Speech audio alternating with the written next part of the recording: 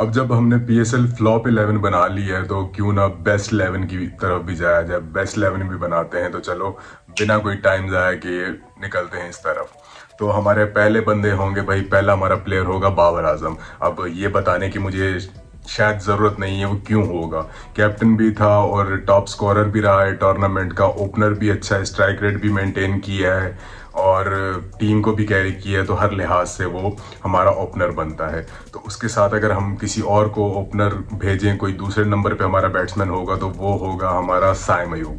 साइम अयूब इस वजह से यार, साइम अयूब का भी स्ट्राइक रेट बहुत अच्छा है, बाबर के साथ उसकी पार्टनरशिप बहुत अच्छी लगी है। इतनी कोई ओपनिंग जोड़ी कोई और इन दोनों के अलावा कामयाब नहीं रही, तो मेरे ओपनर्स यही होंगे।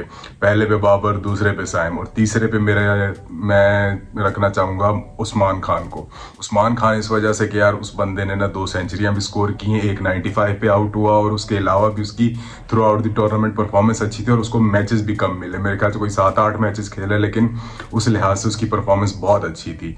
और हमारे चौथे नंबर पे आ जाते हैं रसियोडिन रेड्यूसन। वो इस वजह से भाई, लाहौर की टीम में से बैटिंग साइड से अगर कोई परफॉर्म कर रहा था ना तो वो ये बंदा था।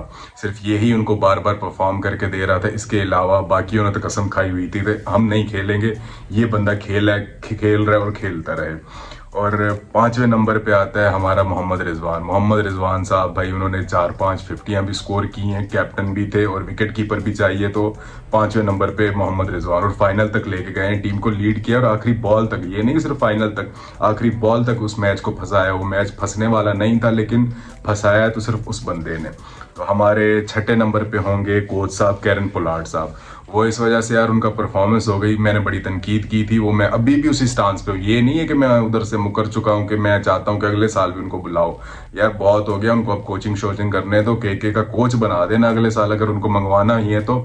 लेकिन वो अब प्लेयर के लिए ना बुलाना, एज अ प्लेयर वो हमें नहीं चाहिए। तो वो इस हिसाब से वो मेरे इस सीज़न उन्होंने परफॉर्म किया है, तो वो छठे नंबर पे हैं। उसके बाद हमारे 7वें नंबर पे आते हैं हमारे शेडी बॉय। शेडी बॉय भाई, उनका तो बनता ही है, उन्होंने 3-4 उन्होंने भी 50s स्कोर किए हैं, विकेट्स भी लिए हैं, ऑलराउंडर परफॉर्मेंस है और अपने वो कैप्टन भी रहे हैं तो इस्लामाबाद की तरफ से, तो उनका तो यार बनता है, मैन ऑफ द टूर्नामेंट है, तो टीम में कैसे नहीं होंगे यार। और 8वें नंबर पे आते हैं हमारे शेन वॉर्न। शेन वॉर्न मैं कह रहा हूँ उसामा मीर को। उसामा मीर जब PSL आता है ना, ये यूं पता नहीं कैसी स्पिन कराता है, किसी को समझ ही नहीं आती, मिस्ट्री स्पिनर बन जाता है। बाकी इंटरनेशनल में आ जाओ तो इसको खड़े खड़े लोग छक्के मारते हैं।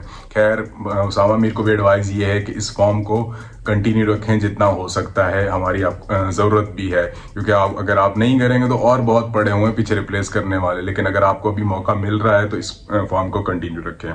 उसके बाद हमारे 9वें नंबर पे आते हैं नसीम शाह। नसीम शाह यार परफेक्ट बॉलर है, मतलब ओपन करवा लो, डेथ बॉलर करवा लो, मिडिल में करवा लो, विकेट चाहिए नसीम शाह को ले आओ, आपके लिए वो सब कर देगा।